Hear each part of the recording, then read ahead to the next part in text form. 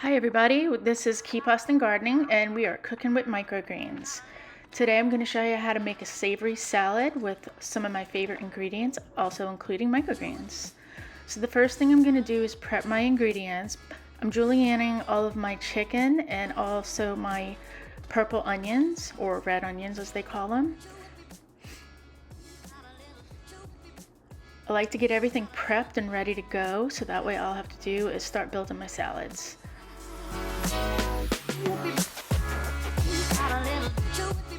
Alright, let's go ahead and get this started. Whoops. Okay, never mind. So one of the things that I like to do is to julienne the actual salad mix. It's a baby salad mix. And I do go ahead and I wrap those up in a little tight bundle, and I go ahead and I julienne those. It just makes it easier when you're trying to eat it. It makes it easier to just put on your fork and get like really good amounts of some greens instead of having like a huge piece of lettuce hanging out your mouth. So let's go ahead and start building this out. We're going to go ahead and add a generous amount of microgreens. You can add as little or as much as you like. We're going to top this off with our chicken, our grilled chicken, and go ahead and separate those red onions. I like to get them on there nice and pretty, even though I'm going to mix this up later. I'm not sure why I just poured that in my hand, but you know, you don't have to do that. Just pour your feta. This is some fresh blocks of feta that I just crumbled. It's super good. It's got a nice salty taste to it. Yeah. This is some balsamic vinegar. I'll probably end up adding a little bit more later on. Don't forget your olive oil, because the olive oil is going to give your salad that shine, and it's just going to make it look so much more appetizing than just a flat lettuce leaf. This is an everything bagel seasoning mix I like. You can get that at most of your grocery stores. This one is from H-E-B. I also know that Trader Joe's also has some, and they're all both equally good. So the olive oil is also going to help everything stick to the salad. This is a chipotle tomato puree. I really like it. I take out chunks of it. It's beautiful, especially when it mixes in with the oils. And I'll take a little bit of that and I'll kind of dab it around the salad. Look at that. It's so pretty. It gives everything kind of like this reddish hue. It mixes in with the olive oil, and then it just tops on top of that chicken and just kind of makes everything super savory. It gives it a little bit more acid to the recipe.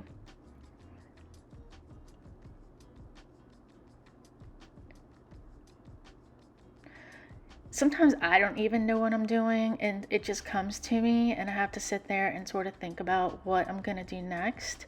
It changes. I can change things on the fly, and when an idea comes to me, it's always interesting, that's for sure. There you go. There's my idea.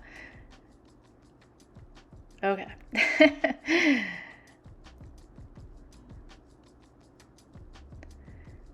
So we're going to go ahead and start mixing that all the way through.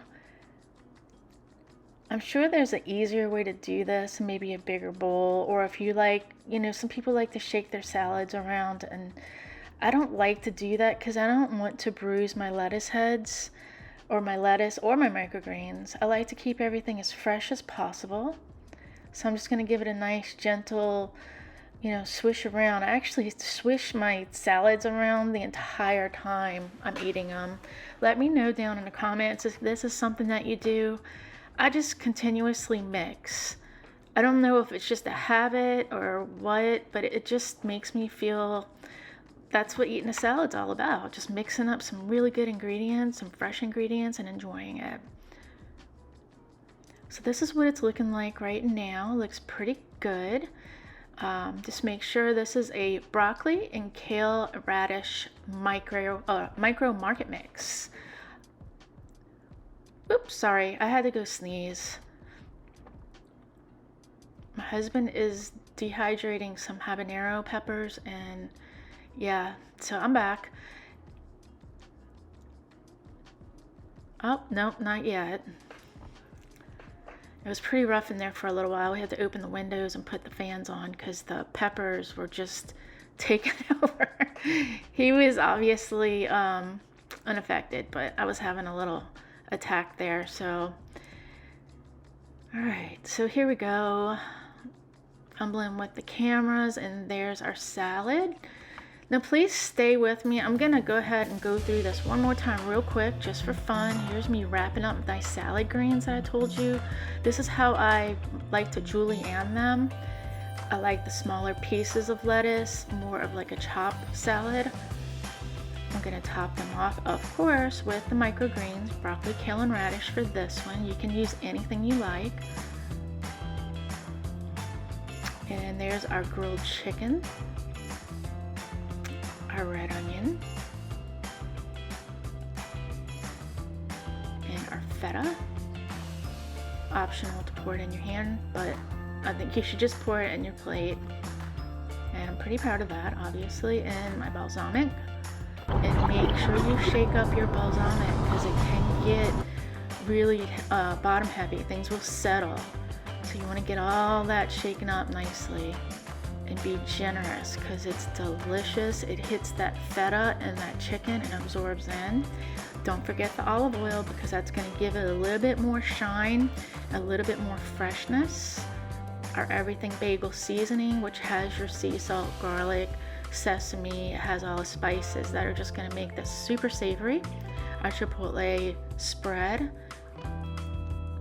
That's just to give it that acidic flavor and to also enhance that olive oil because olive oil and this mixed together makes for a beautiful red color. It just really makes for a very pretty salad.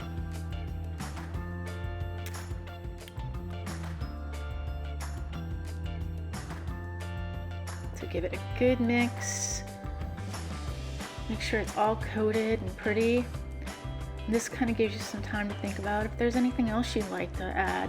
Another addition you could do to this if you'd like is maybe add some avocado. I feel like that would be a really good addition to this. And you can always add a little bit more balsamic because it's delicious. Try to go with quality ingredients. Oh, we got a little intruder. So yeah, try to go with quality ingredients. And I find that when you do that, you use less of it. And the flavor is just there. I try to get as much as I can from the farmer's market, but when I don't, I do try to buy really good ingredients for the house.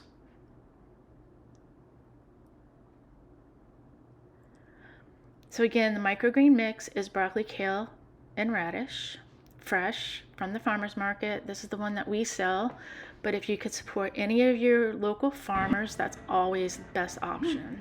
I just lost all my food. You know, only 10% of our greens and our vegetables come from local farmers. That's a problem. The future generation is a lot less interested in farming, and that is going to be a huge issue in our future. So it's very important to go ahead and support those local farmers. Oh, it's on camera. I feel like it makes us eat a little bit better. Yeah. You know? Makes you put microgreens on my sandwiches. Just a little. Well, the nice thing is you only put a little bit. So.